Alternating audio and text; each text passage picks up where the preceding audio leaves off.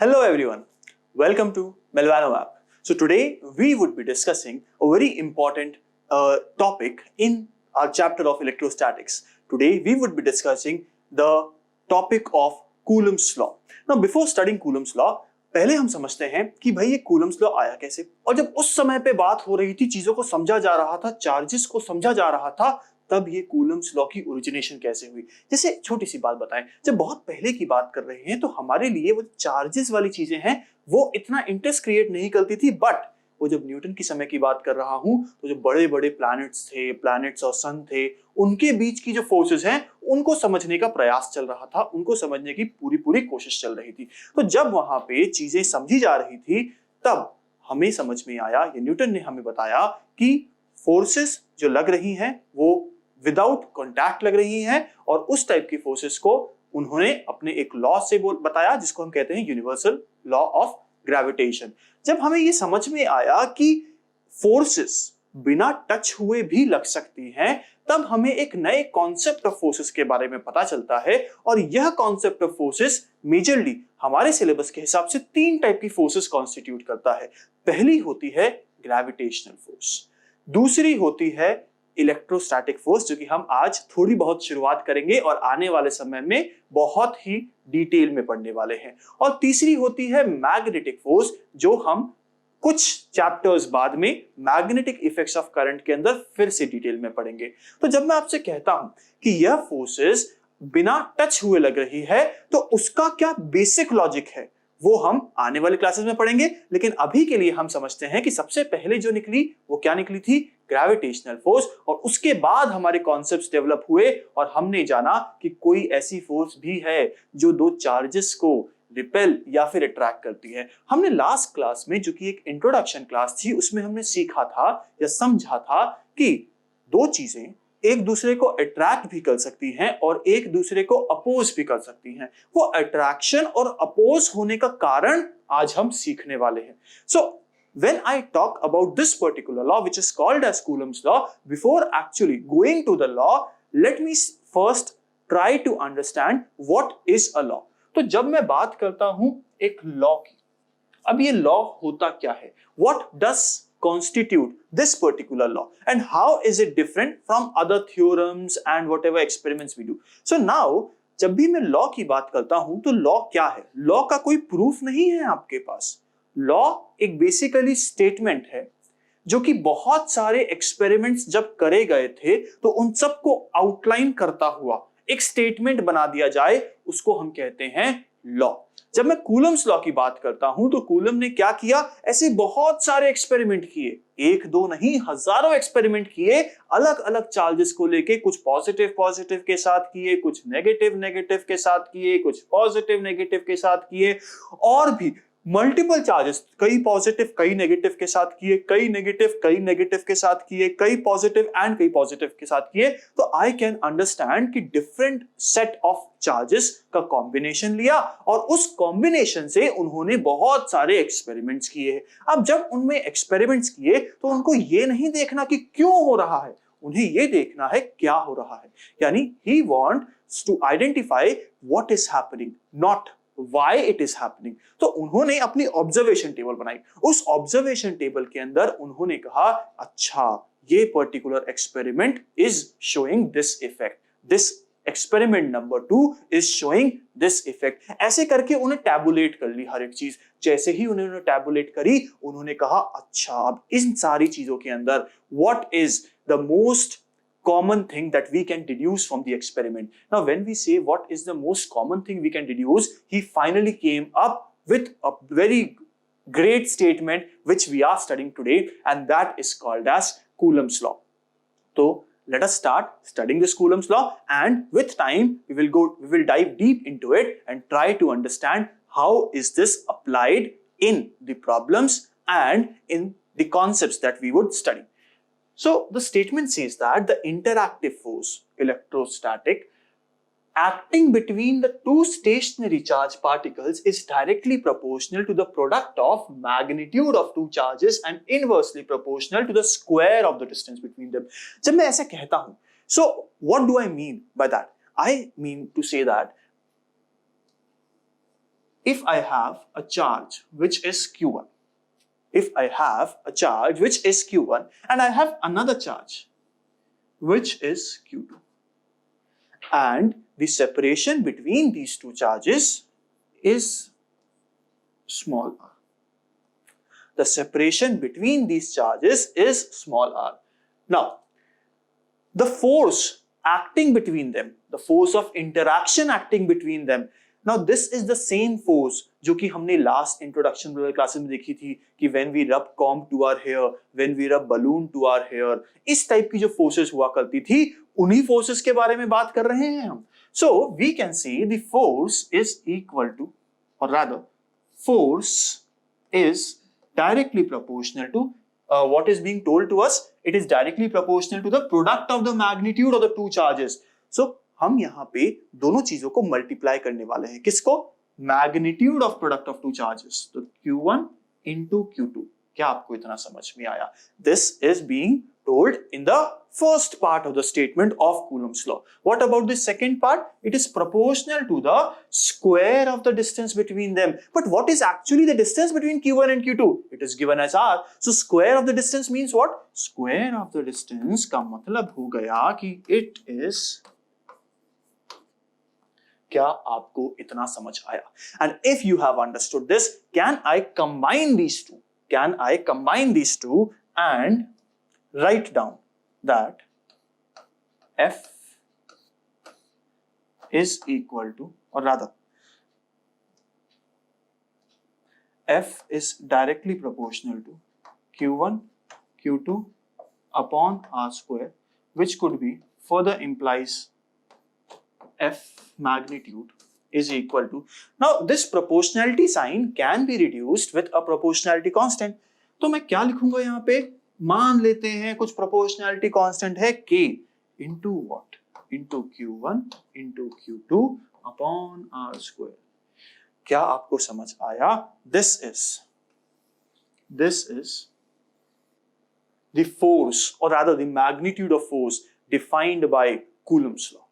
अगर इतना समझ में आ गया है, अगर यहां तक सब कुछ क्लियर है, तो लेट अस मूव फॉरवर्ड और आगे बढ़ते हैं और कुछ चीजें समझते हैं. क्योंकि अभी तक हमें क्या समझ में आया? सिर्फ और सिर्फ इस पर्टिकुलर केस के अंदर फोर्सेस का magnitude.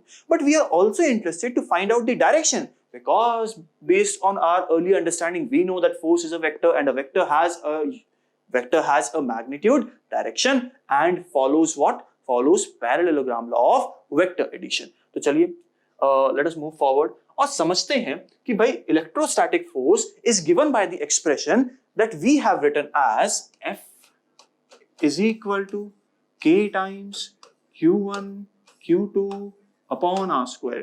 But we have written K as a proportionality constant, and as you can see in the slide, in place of K we have another value, and that is how much? This particular expression is equal to K है. तो K की value तो यहाँ पे 1/4 pi epsilon not they रखी है. तो क्या ये K जो हमने बोला था और K जो यहाँ पे लिखा है, is it the same? The answer is yes. तो हम जो बोलते हैं उसको प्रोपोर्शनैलिटी कांस्टेंट बोल देते हैं, और यह जो वैल्यू है यह भी एक कांस्टेंट है which is called as the proportionality constant. देखते हैं आगे क्या लिखा है. हम ऑलरेडी पढ़ चुके हैं कि F1 Q1 and Q2 are two charges which are placed at some separation. और forces जो लग रहे थे, इस बार हमें डायरेक्शन के बारे में भी कह दिया गया. क्या कहा गया हमें डायरेक्शन के बारे में? हमें बोला गया कि जो हमने the charges that we have considered, whether it is Q1 or Q2, इस particular case में the forces are acting in the which direction? In the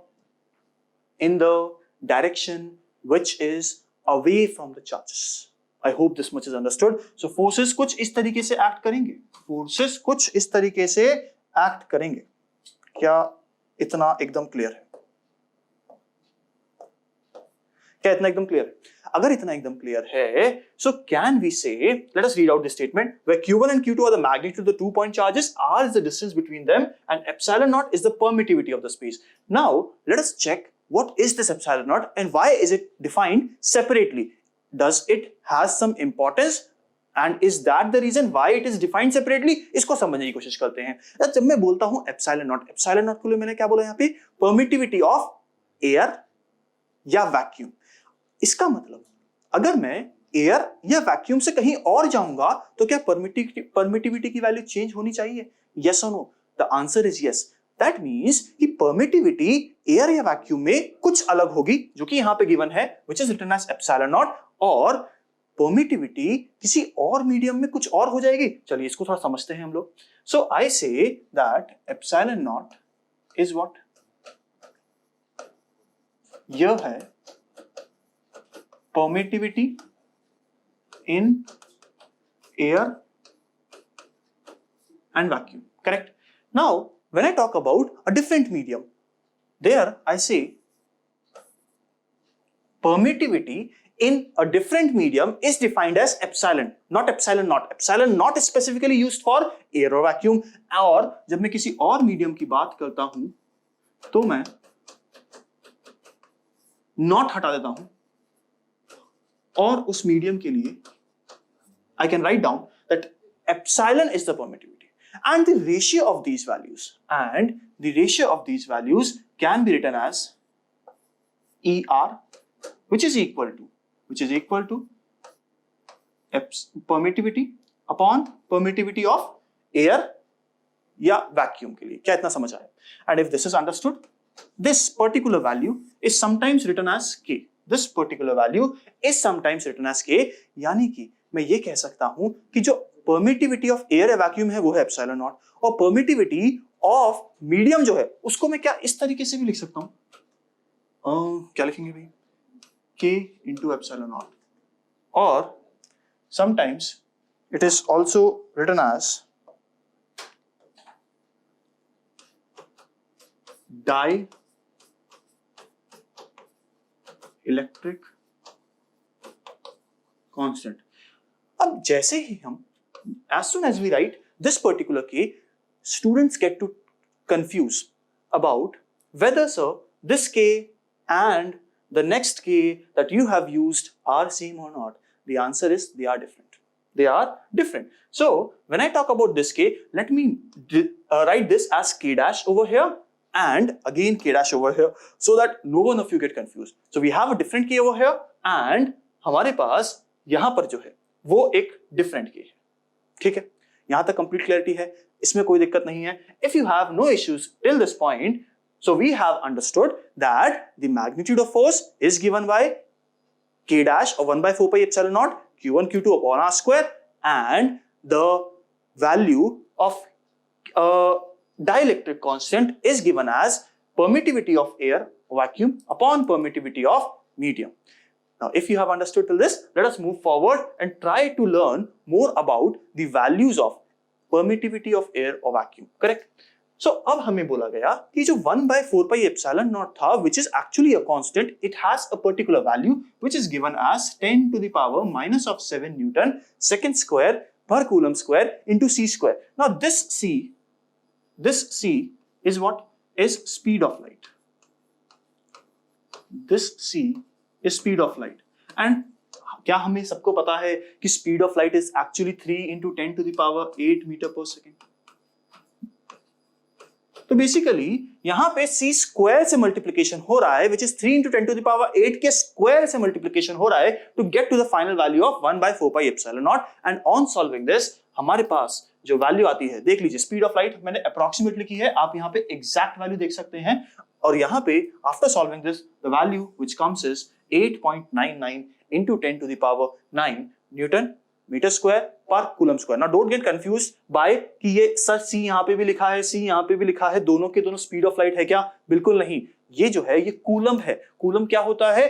coulomb is a unit of charge. I hope this much is understood. Now, if this much is understood, the total value of 1 by 4 pi epsilon naught, which we are using right now to solve the questions that we will face in this particular chapter in JEE Physics, in NEET Physics, in boards Physics, we would use 9 into 10 to the power 9 Newton meter square per coulomb square. अब ये तो understood है, we can easily understand by using this particular value we would face a lot of problems in calculations. तो हमें ध्यान रखना पड़ेगा कि हम थोड़ा सा अपना काम आसान कर लें, ज्यादा छोटी छोटी चीजों पे जाएंगे तो परेशानियां ज्यादा होंगी। I hope this much is understood, and if you have understood this, let us move forward to the next part, which again talks about the same thing that we have discussed. What have we discussed till now? We have understood that when I talk about air या फिर vacuum, हमारे पास जो permittivity होता था वो permittivity को define करते थे एप्सिलॉन नॉट से, और जब हम बात कर रहे हैं किसी पर्टिकुलर मीडियम की तो हम यहाँ पे वो जो नॉट हुआ था एप्सिलॉन का वो हम हटा देते हैं और लिख देते हैं सिंपल एप्सिलॉन, और इसको हम कहते हैं क्या? इसको हम कहते हैं permittivity of a particular medium. अगर हम इसको if we divide this with epsilon naught, this is called as dielectric constant. Okay, यहाँ पे आपके पास लिखा होगा, बिल्कुल लिखा है, देख लीजिए. So dielectric constant. So the value is equal to K, which is equal to dielectric constant. Let us read out what else it is written on the slide. So यहाँ पे लिखा है if there is another medium between the point charges except air or vacuum, okay, then epsilon naught is replaced by epsilon naught K, and epsilon naught epsilon R or epsilon, where K or epsilon R is called as dielectric constant or relative permittivity of the medium. We have already discussed this, where epsilon is the permittivity of the medium. Acha. Now there are few more important things that are written over here. What are those points? The points are, अगर मैं हवा की बात करता हूं, if I talk about air, air के अंदर क्या होता है? एयर के अंदर जो एप्सिलॉन होता है वो एप्सिलॉन नॉट के बराबर ही होगा. So if I talk about the medium which is air itself, can I से epsilon would be equal to epsilon naught, and hence can I write down that epsilon is equal to epsilon naught implies K for air is equal to epsilon upon epsilon naught, which is equal to epsilon naught upon epsilon naught is equal to 1. So ये तो understood है ना? We already know this. If we are talking about air, the permittivity of the medium is air itself. So epsilon naught itself. So value of K of air is equal to 1. When we talk about water, जब मैं water की बात कर रहा हूँ तो water में क्या होता है? Water के अंदर जो medium होता है उसकी वैल्यू कुछ ज्यादा होती है, किसकी? परमिटिविटी की वैल्यू. और इस केस के अंदर हमारे पास जो K आ जाएगा वो आ जाएगा 81, which is equal to epsilon upon epsilon naught implies, क्या मैं कह सकता हूं, वाटर के अंदर इसकी वैल्यू हो जाएगी 81 epsilon naught. आई होप आपको ये चीज समझ में आ रही है कि हम किस तरीके से इन सब चीजों को लिख रहे हैं, कर रहे हैं. और जब मैं बात करता हूं मेटल्स के अंदर, देखिए, सोचिए, when K is equal to epsilon, when K is equal to infinity, so क्या मैं कह सकता हूं कि K is equal to permittivity upon permittivity in air or vacuum? Yes or no? And if that is the case, क्या मैं कहूंगा कि K की वैल्यू infinity, so epsilon की वैल्यू भी infinity implies what? Permittivity of metals or conducting materials are actually infinity. I hope this much is clear to you. If yes, let us proceed further and talk about a very important form, which is Coulomb's law in vector form. But before understanding Coulomb's law in vector form, let us first try to analyze what all we have studied till now and what are the really important points which might be asked in your competitive examination along with your other examinations in which you would be writing this year the paper for. Okay, so in this, if I talk about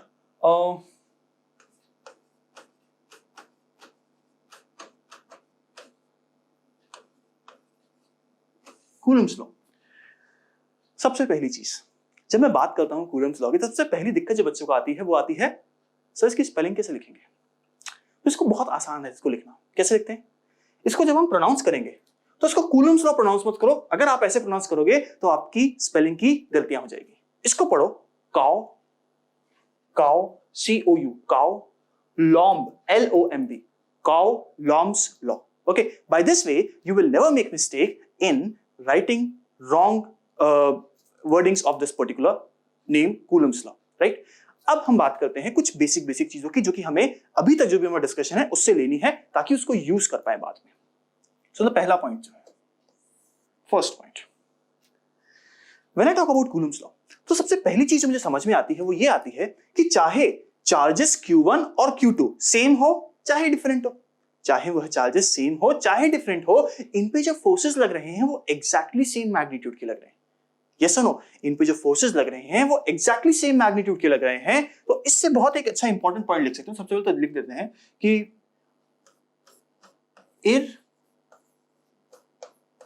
irrespective of magnitude of charges, forces acting on each charge has same magnitude। I hope इतना समझ में आया है आपको। अगर ये समझ में आ गया तो दूसरी बात करते हैं, क्या ये फोर्सेस की ऑलवेज डायरेक्शन एक दूसरे के ऑपोजिट होगी? Let me just draw for you guys. So अगर मैं यहां पे कहता हूं कि ये है Q1 और ये है Q2, तो क्या मैं कह सकता हूं इस पे फोर्स लगेगा इस तरफ और इस पे फोर्स लगेगा इस तरफ? So can I deduce from this particular diagram that the forces acting on these two charges will always be in the opposite direction? Let me just write this down. So point number 2. Forces acting will always be in opposite direction. So the forces acting will always be in the opposite direction, and by these two statements can I deduce that the forces that are being applied in Coulomb's law follow the action-reaction pair of Newton's third law. Very important deduction from here. So from above 2 points we can deduce, we can conclude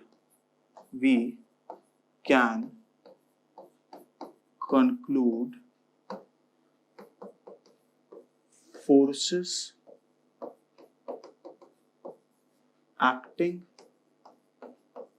above form action reaction pair as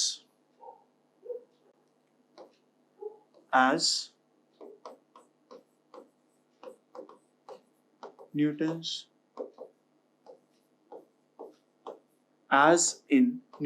third law.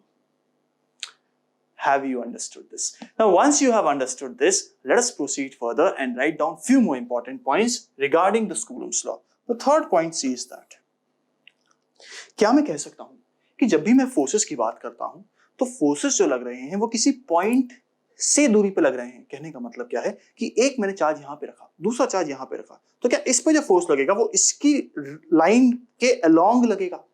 यहां पे एक charge रखता हूं तो ये line के along लग रहा है, यहां पे एक चार्ज रखता हूं तो लाइन के अलोंग लग रहा है। तो क्या मैं कह सकता हूं the forces acting on the charges are along the line joining the charges. Okay, तो मैं इसको लिख देता हूं एक बार। Forces acting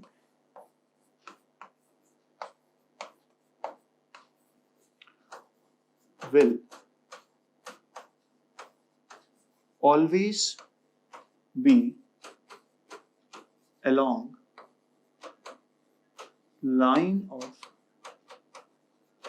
joining of two charges. Now if you have understood this, can I say that this particular type of a force, क्या कहेंगे इसको हम कहेंगे central force. So hence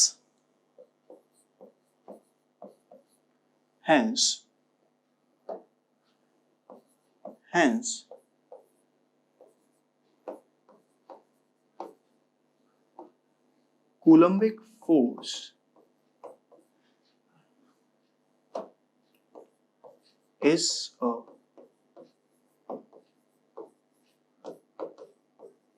central force.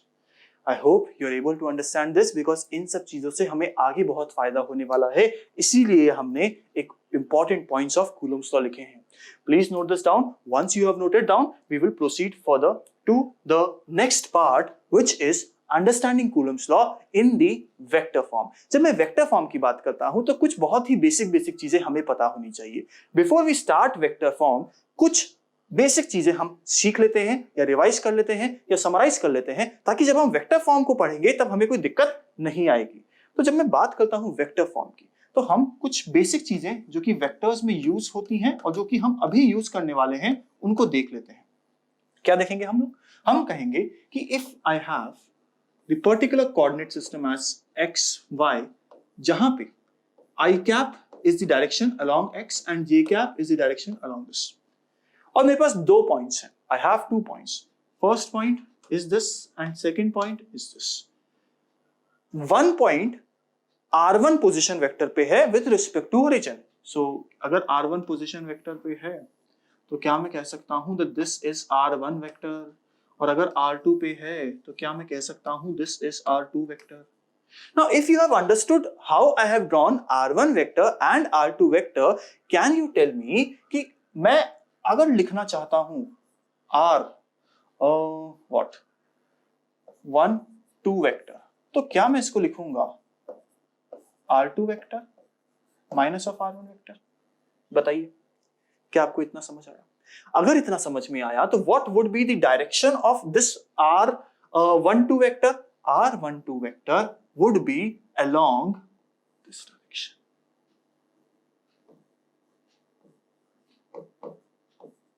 बताइए, is this understood by each and every one of you? Now this is what we have studied in terms of in the subtopic position vectors in the chapter vectors that we have studied in the starting of class 11th under basic mathematics in under that vectors section. Now अगर मैं अब बात करूं आप लोगों से या पूछूं रादर आप लोगों से कि यहां पे I have y which is having a vector j, ये है x which is having a unit vector of I, और फिर से मैंने दो ही पॉइंट्स ले लिए, मैंने कहा 1 ये है 2 ये है। This is r1 vector and this is r2 vector. This time मुझे निकालना है, पिछली बार मैं निकाला था r12 वेक्टर, अब मैं निकालना चाहता हूं r21 vector. So can I write down that r21 vector is equal to r1 vector minus of r2 vector? और अगर मैंने ऐसे लिखा है तो क्या मैं इस पर्टिकुलर केस के अंदर डायरेक्शन आसानी से रिप्रेजेंट कर सकता हूं विद द हेल्प ऑफ थोड़ा सा लॉजिक? कैसे? इस तरीके से। क्या लिखूंगा इसको मैं? r21 vector. आई होप इतना सबको समझ आ गया है, कोई भी दिक्कत नहीं आई है, ठीक है ना? तो 1 पे है हेड और 2 पे क्या है? टेल है। अगर आपको फिर भी दिक्कत आ रही है समझने में तो मैं एक और तरीके से समझा सकता हूं, जैसे कि हमने लिखा r1 वेक्टर तो कुछ ऐसा है, और r2 वेक्टर क्या है, इसको मैं ऐसे लिख सकता हूं r1 vector plus of minus of r2 vector, right? So I am reversing the direction of r2 vector which could be drawn like this. Now ये क्या है? ये है माइनस ऑफ r2 वेक्टर। अब इन दोनों का मुझे वेक्टर सम करना है। अगर मुझे वेक्टर सम करना है तो आई नो एक की टेल से दूसरे की हेड तक लेके जाना है, और जैसे ही हेड तक लेके गया ये क्या बन जाएगा मेरे पास? ये बन जाएगा r2 वेक्टर। सिमिलरली यहां पर भी अगर हम बात करें तो वी हैव r2 वेक्टर, और इसको भी मैं आसानी से r2 vector plus of minus of r1 vector लिख सकता हूं, और r1 वेक्टर को अगर मैं डायरेक्शन रिवर्स कर दूं तो this is minus of r1 vector and the final value would be like this. So r12 vector. I hope each and every one of you have understood the way I have explained over here. Now, if you have understood this, we will proceed towards the next slide, which will talk about the vector form representation of the same law that we have just studied in the scalar form, और उसको किस तरीके से represent करना है, किस तरीके से लिखना है, वो सब चीजें हम सीखने वाले हैं। अब जैसा कि आप यहाँ पे देख सकते हैं, हमने यहाँ पे काफी कुछ चीजें पढ़ी हैं, आप इन्हीं सब चीजों को हम लोग यूज करेंगे इस पर्टिकुलर सेक्शन के अंदर। क्या मुझे पता है कि जब मैं कूलम्स लॉ लिख रहा था, so I remember that f vector magnitude is given as what? Is given as that constant k into q1 into Q2 whole upon R square. ये क्या था? This was the magnitude. Now when I talk about the direction, तो उसको direction कैसे लिखूंगा? How will I represent the direction? अब सोचिए, magnitude तो हमें पता है, अब सिर्फ और सिर्फ डायरेक्शन की बात करनी है, तो यहां पे there's a representation F12 vector. पहले इसको समझते हैं कि ये F12 वेक्टर है क्या. तो जब मैं F12 लिख रहा हूं, तो you must understand F12 is force on one due to two. तो F12 मतलब 1 के कारण, या 1 पे फोर्स ऑन 1 पे 2 के कारण जो फोर्स लगा. अंडरस्टूड है? तो अब 1 पे जब 2 के कारण फोर्स लगेगा, तो मुझे इतनी नॉलेज है कि यहां से फोर्स जो लगेगा वो ऐसे लगना चाहिए, इस पे. मानते हैं ये बात? अगर ये चीज मानते हैं, तो क्या इस पर्टिकुलर मैग्नीट्यूड का डायरेक्शन इस तरफ होना चाहिए? और इस तरफ अगर मुझे एक वेक्टर ये डायरेक्शन रिप्रेजेंट कराना है, तो वो कौन सा वेक्टर या कौन सा डायरेक्शन होगा? So can I write down कि इस तरफ वाला जो डायरेक्शन है, that would be represented as, इस वाला जो डायरेक्शन है that would be represented as, कैसे लिखेंगे हम लोग इसको? देखिए भाई, क्या मैं इसको लिखूंगा R21 कैप. अब जब मैं R21 कैप की बात करता हूं, तो what is R21 cap? R21 cap is basically a direction which is actually a unit vector, और इसको मैं ऐसे लिख सकता हूं क्या? R21 vector upon magnitude of R21 vector. ठीक है, बट R21 वेक्टर को I have recently last slide के अंदर पढ़ा है कि R21 वेक्टर को मैं R1 vector minus of R2 vector लिख सकता हूं. सो क्या मैं इसको रिप्रेजेंट करने के लिए कुछ ऐसे लिख लूं? R1 vector minus of R2 vector का मैग्नीट्यूड, नहीं मैग्नीट्यूड नहीं आएगा, क्या आएगा यहां पे? Normal vector upon magnitude of R1 vector minus R2 vector. अच्छा, अब ये जो R21 वेक्टर है, इसकी या R21 जो है, ये बेसिकली इसका मैग्नीट्यूड क्या है? Distance between the charges. तो क्या यहां पे जो मैंने R वेक्टर लिख रखा है, उसको मैं मॉड्यूलस ऑफ R21 वेक्टर भी लिख सकता हूं? तो क्या इस पर्टिकुलर सेक्शन को I can easily write down R2 vector minus of R1 vector का मॉड्यूलस का square. I hope you have understood what all changes I would be doing in this particular expression that we have earlier derived, right? तो अब मैं कहता हूं कि मुझे कुछ बहुत ही बेसिक चीजों के बारे में आइडिया हो गया है. क्या आइडिया हो गया है? पहली चीज का जो आइडिया हुआ है वो ये हुआ है कि जो मैंने मैग्नीट्यूड लिखा था, उसको उसके अंदर जो डिस्टेंस था बिटवीन द टू चार्जेस, उसको मैं इन द वेक्टर फॉर्म ऐसे रिप्रेजेंट, वेक्टर्स के फॉर्म में इस तरीके से लिख सकता हूं. और मुझे ये समझ में आया है कि जो फोर्स का मैग्नीट्यूड मैं लिख चुका हूं, उसको मेरे को डायरेक्शन भी देनी पड़ेगी फोर्स को कंप्लीटली डिफाइन करने के लिए, because force is a vector quantity, और वह जो डायरेक्शन होगी वो होगी R21 vector which is along this direction. ठीक है, अब मैं क्या करने वाला हूं? इन दोनों चीजों को क्लब करके एक साथ लिखने वाला हूं. देखिएगा कैसे लिखते हैं हम लोग, और फिर हम समझेंगे कि भाई क्या हमने जो लिखा है वो सही है कि नहीं है. तो हमारे पास यहां पर था Q1, और यहां पर कहीं पे था हमारे पास Q2. यहीं पे था ना? एक बार चेक कर लेते हैं. बिल्कुल ऊपर की तरफ था थोड़ा सा. सो हम लोग क्या करते हैं, इसको थोड़ा सा ऊपर बनाते हैं, यहां पे कहीं बना देते हैं. ठीक है, नाउ वी नो कि यहां पे फोर्स लग रहा है, फोर्स वेक्टर है which is force on 1 by 2, which is force on 1 by 2. अब मैं कह सकता हूं कि यहां पे जो force on 1 by 2 है, ये बेसिकली है force on 1 by 2 का मैग्नीट्यूड. कितना मैग्नीट्यूड लगा भाई? And the direction in which it is acting. So direction in which it is acting, तो डायरेक्शन क्या है? इस तरफ की डायरेक्शन है हमारे पास कितनी? R. R के बाद क्या लिखेंगे? 2-1 कैप. क्या इतना समझ में आया? अब ये सारी की सारी चीजें हम लास्ट स्लाइड में डिफाइन कर चुके हैं, लिख चुके हैं, उनको वापस से रिप्रेजेंट कर रहे हैं हम लोग. कैसे लिखेंगे हम लोग? हम कहेंगे K into Q1 into Q2. अब लास्ट स्लाइड में वी हैव रिटन कि जो R स्क्वायर था, या एक काम करते हैं, हम इसको थोड़ा सा और समय दे देते हैं लिखने के लिए. So can we write down this as K Q1 Q2 upon R square into R cap, which is R1 vector minus of R2 vector whole upon R1 vector minus of R2 vector modulus. and this is equal to k times q1 q2 into r1 vector minus of r2 vector whole upon r square को कैसे लिखेंगे, modulus of r1 vector minus r2 vector whole square into modulus of r1 vector minus of r2 vector. I hope इतना सबको समझ में आया है, कोई भी दिक्कत नहीं आई है। अगर दिक्कत आई है तो पिछली साइड में हमने एक एक चीज को बहुत डिटेल में लिखा है। अब इसको अगर हम सॉल्व करें तो क्या हम इसको लिखेंगे k times q1 q2 bracket में लिख रहा हूं इसको r1 vector minus of r2 vector whole upon modulus of r1 vector minus of r2 vector का होल क्यूब। सो क्या मैं कह सकता हूं कि this is f12 vector. So the final expression of this is coming out to be this.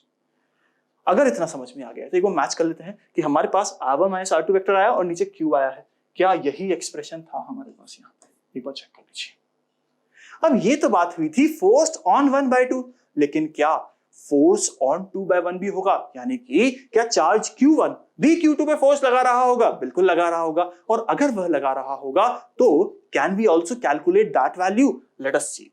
सो एक बार देखते हैं कि whether we have that. Okay, so एक काम करते हैं, let us try to find out F12 we have already calculated, right? 1-2 we have already calculated. Let us try to find out F21 also. So in this case, I know that the charges are placed at Q1 and Q2. ठीक, मुझे पता है कि जब मैं इस तरफ की बात कर रहा था तो इस तरफ का जो यूनिट वेक्टर था that was r cap 21 और इस तरफ का जो यूनिट वेक्टर आएगा that would be r12 cap। क्या आपको इतना पता है? अगर इतना पता है तो क्या मैं कह सकता हूं Q1 जो Q2 पे फोर्स लगाएगा that would be in this direction, that would certainly be in this direction, and I want to find out the value of F21 force on 2/1। so क्या मैं लिख सकता हूं, force 2 on 1 is basically force on 2/1 और इसको मैं लिख सकता हूं F21 vector is equal to magnitude of F21 vector into direction. अभी डायरेक्शन कौन सी है? डायरेक्शन इसके लाइन के अलोंग दूर जाती हुई है। कौन सी direction? R12 cap. So can I write down this as R12 cap. अगर इतना समझ में आया है तो हम let us try to find out the values now. So we know that value of this is k times Q1 Q2 upon R क्या लिखेंगे इसको हम, 1-2 वेक्टर का स्क्वायर इनटू R क्या लिखें यहाँ पे, R2 vector minus of R1 vector. बताइए नाउ R12 वेक्टर का स्क्वायर को हम क्या लिख सकते हैं, modulus of R2 vector minus of R1 vector, and hence this can be written as k times Q1 Q2 R2 vector minus of R1 vector whole upon R2 vector minus of R1 vector। ठीक है ना, यहाँ पे cap लिखा है मैंने तो एक मॉड्यूलस और आएगा यहाँ पे which is R2 vector minus of R1 vector। तो यहाँ पे जब हम चीजों को लिखने की कोशिश करेंगे so will this be cube of this। Now this is F vector 21, यानी क्या है ये,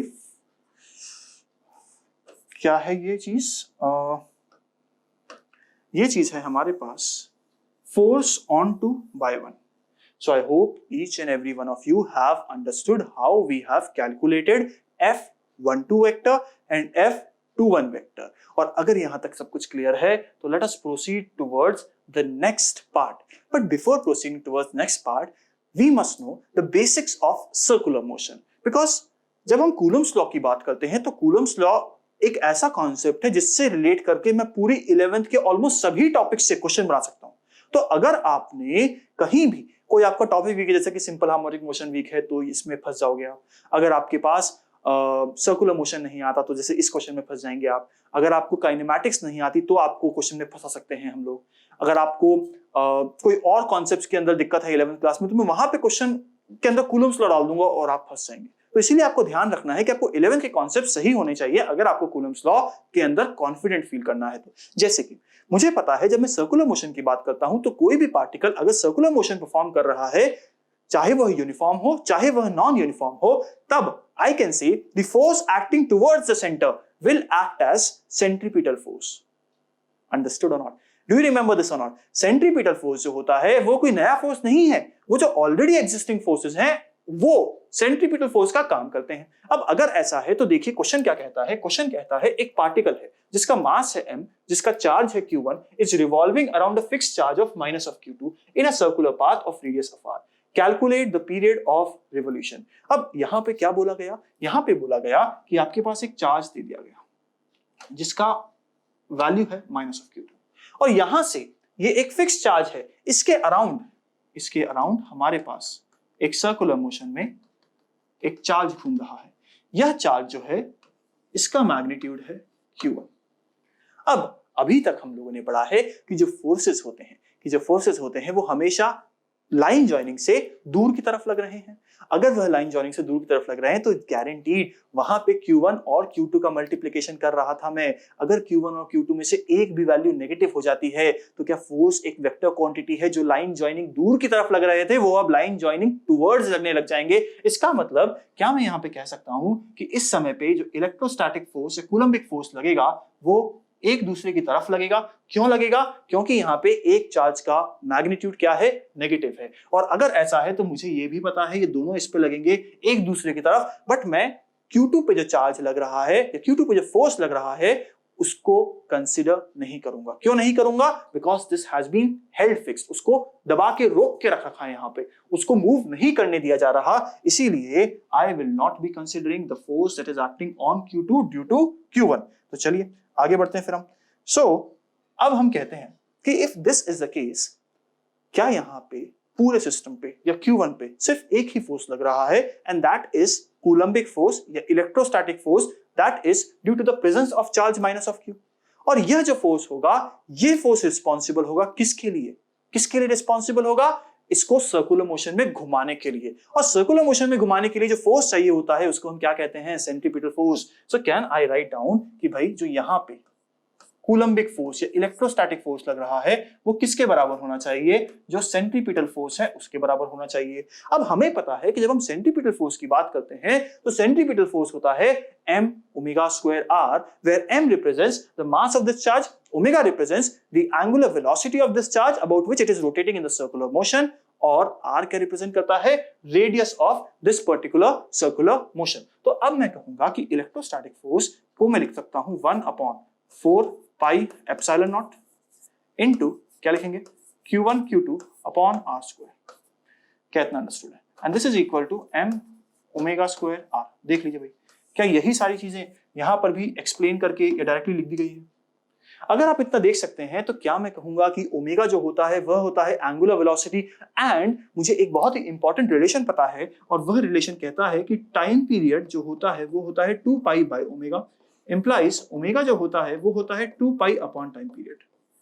क्या सबको इतना पता है? अगर इतना पता है तो ओमेगा की वैल्यू को मैं यहां पे सब्स्टिट्यूट कर दूंगा, और जैसे ही यहां पे सब्स्टिट्यूट कर दूंगा मेरे पास जो बन जाएगा वो बन जाएगा m ओमेगा स्क्वायर r की जगह पे 4 pi square upon t square into mr। इसको जब मैं सॉल्व करता हूं तो ऑन सॉल्विंग जो वैल्यू निकल के आती है वो आती है टाइम पीरियड की, ये वाली।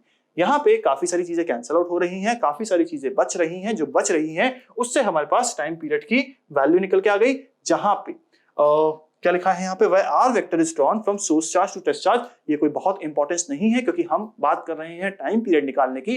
टाइम पीरियड निकालने के लिए हमें बहुत ज्यादा साइंस के बारे में सोचना नहीं है, डायरेक्शंस एक बार समझ लेनी है, उसको सिंपल अप्लाई करके आंसर निकालना है। तो यहाँ पे जो टाइम पीरियड आएगा वो आएगा 4 pi r under root of pi epsilon naught mr upon Q1 Q2।